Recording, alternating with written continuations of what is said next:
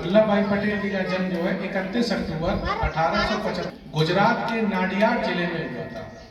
नाडियाड जिले में हुआ था। ये अपने माता पिता की चौथी संतान थे।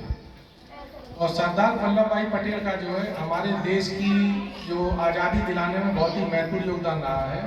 1928 में जब सत्याग्रह आंदोलन प्रारंभ हुआ था तो इसमें इनकी बहुत ही महत्वपूर्ण भूमिका थी। तो वहाँ पर जो है बारदोली नामक स्थान पर ये सत्याग्रह हुआ था। तो बारदोली की महिलाओं ने सरदार वल्लभ भाई पटेल को जो है सरदार की उपाधि दी थी। किसकी उपाधि दी थी? सरदार की उपाधि दी थी। और जब हमारा देश आज़ाद हुआ था तो हमारा देश उस समय 552 रियासतों में बटा हुआ था। तो सरदार वल्लभ भाई पटेल का ये प्रयास रहा था कि जितनी भी रियासतें हैं उन सभी रियासतों को खत्म करके एक संपूर्ण भारत की कल्पना की जाए। तो इन्होंने सबको मिलाकर लाने का प्रयास किया और ये एक नारा दिया कि अगर हम सभी लोग अंग्रेजों के सामने अगर अलग थलग रहेंगे तो इसका अंग्रेज हमारे ऊपर जो है प्रभाव पड़ेगा और अंग्रेज जो है हमारे ऊपर राज करेगा। तो इसलिए सबसे ज़्यादा जरूरी ये है कि हमको जो है एकता बनाए रखनी है। हमको जो है क्या बनाए रखनी है? एकता बनाए रखनी है, क्योंकि एकता में ही जो है सबसे बड़ी शक्ति होती है। अगर हम लोग एक रहेंगे तो किसी भी बाहरी दुश्मन की ये हिम्मत नहीं है कि हमारे ऊपर आक्रमण कर सके या हमारे ऊपर आँख उठा के देख सके।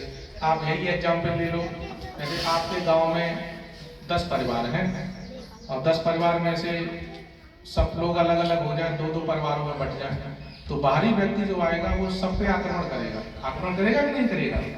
और यही 10 परिवार अगर एक साथ मिलके रहेंगे तो किसी बाहरी व्यक्ति की हिम्मत नहीं पड़ेगी। अगर वो आक्रमण करेगा तो सबसे पहले वो सोचेगा कि हम आक्रमण करेंगे तो इसका प्रभाव क्या पड़ेगा।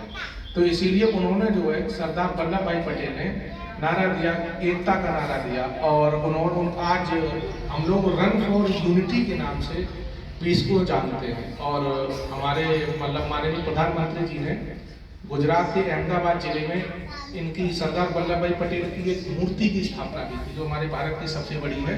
तो उसको हम लोग स्टैचू ऑफ यूनिटी के नाम से जानते हैं। किसके नाम से जानते हैं?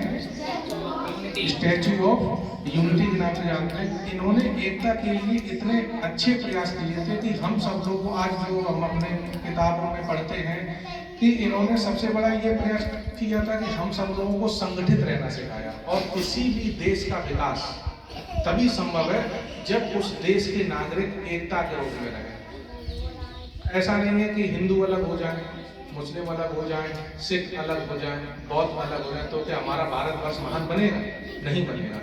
तो सरदार वल्लभ भाई पटेल ने यही नारा दिया कि कोई भी व्यक्ति चाहे किसी भी धर्म का हो, चाहे सिख हो, चाहे मुस्लिम हो, चाहे हिंदू हो, चाहे ईसाई हो, चाहे पारसी हो, चाहे जैन हो, जब तक हम लोग एक नहीं रहेंगे तब तक हम लोग संपूर्ण भारत की या महान भारत की हम लोग कल्पना नहीं कर सकते।